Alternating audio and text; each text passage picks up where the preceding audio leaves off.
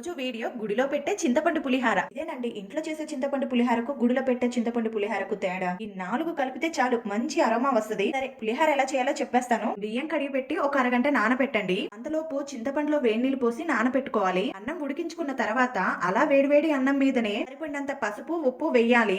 పచ్చిమిర్చి చీలికలు, కరేపాకు వేసి దానిపైన వేరుశనగ నూనె 2 స్పూన్స్ వేయాలి. కొంచెం అటు ఇటు కలిపి అలాగే వదిలేసి బాగా చల్లారనివ్వండి. ఇప్పుడు చింతపండు గుజ్జు రెడీ చేసుకుందాం. చింతపండు గుజ్జు తాలింపుతో ఉడికిస్తే చాలా బాగుంటుంది. పొయ్యి మీద గిన్నె పెట్టి అందులో నూనె పోసి నూనె వేడైన తర్వాత ఆవాలు, మెంతులు వేయాలి. అవి బాగా వేగిన తర్వాతనే కొంచెం కరేపాకు వేసి నానబెట్టుకున్న చింతపండు గుజ్జు తీసి పోయండి. ఒక 4 పచ్చిమిరపకాయలు చీలికలు వేయండి. ఇదంతా ఉడికే లోపు మిక్సీ జార్ లో ఆవాలు, అల్లం ముక్క, ఎండుమిరపకాయలు, కొంచెం సాల్ట్ వేసి బాగా పేస్ట్ చేయాలి. కొంచెం వాటర్ కలిపి పేస్ట్ చేయండి. చింతపండు గుజ్జు దగ్గర పడుతుంది. ఇందులో కొంచెం బెల్లం ముక్క వేయాలి. ఇంక ఇప్పుడు మనం రెడీ చేసి పెట్టుకున్న ఆవాల పేస్ట్ ని పోయాలి. హై ఫ్లేమ్ మీద బాగా వేయించుకొని స్టవ్ ఆఫ్ చేసేయండి. ఇందులో చల్లారిన అన్నం వేసి ఒక పక్క తాలింపు కూడా రెడీ చేసుకుందాం. బాండీలో నూనె పోసి ఆవాలు మాత్రం నేను వేయటం లేదు, కావాలంటే మీరు వేసుకోండి. ఇందాక మనం ఆవాలు వేసాం కాబట్టి మరీ హెవీ అయిపోతుంది. నూనె కాగిన తర్వాత పల్లీలు, పచ్చి శనగపప్పు, మినపగుళ్ళు, జీడిపప్పు బాగా వేగిన తర్వాత ఎండుమిరపకాయలు, కరేపాకు వేసి బాగా వేగనీయండి. తాలింపు రెడీ అయింది. ఇంక మొత్తం జాగ్రత్తగా బాగా కలిపితే పులిహార రెడీ అయిపోయినట్లే. మంచి అరోమాతో సూపర్ టేస్టీగా ఉందండి.